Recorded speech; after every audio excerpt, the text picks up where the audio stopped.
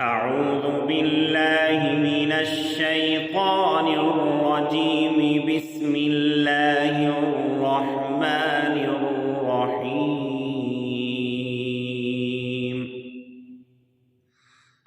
إن الذين آمنوا والذين هادوا والنصارى والصابئين من آمن بالله واليوم الآخر وعمل صالحا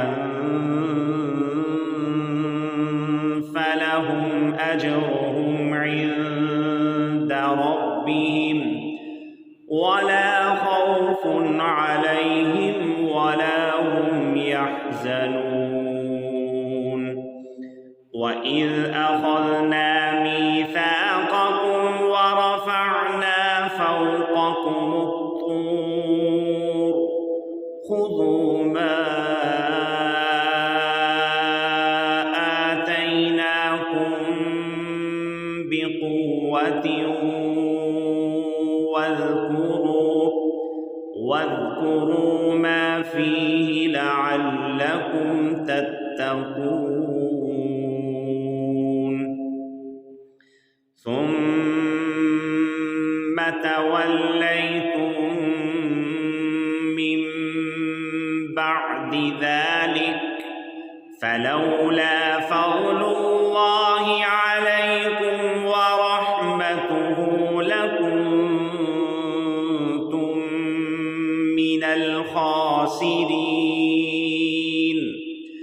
ولقد علمتم الذين اعتدوا منكم في السبت فقلنا لهم كونوا قردة خاسئين فجعلناها نكالا لما بين يديها وما خلفها وموعظة للمتقين. وإذ قال موسى لقومه إن الله يأمركم أن تذبحوا بقرة قالوا أتتخذنا هزوا قال أعوذ بالله أن أكون من الجاهلين. قالوا ادع لنا ربك يبين لنا ما هي قال إنه يقول إنها بقرة لا فارغ ولا بكر عوان بين ذلك فافعلوا ما تؤمرون. قالوا ادع لنا ربك يبين لنا ما لونها قال إنه يقول إنها بقرة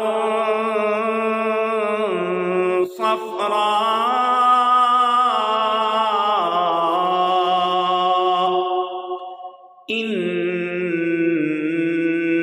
إنها بقرة صفراء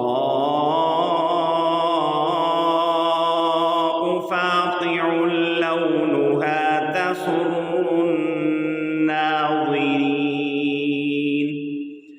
قالوا ادع لنا ربك يبين لنا ما هي إن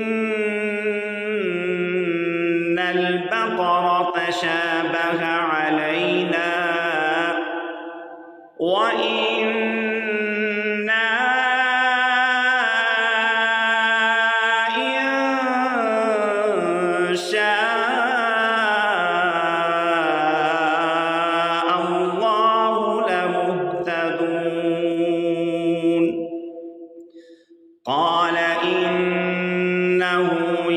يقول إنها بقرة لا ذلول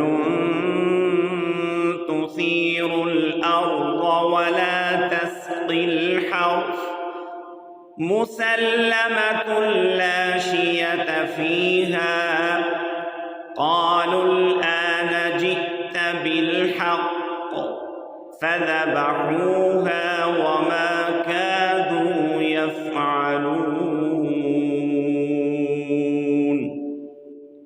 صدق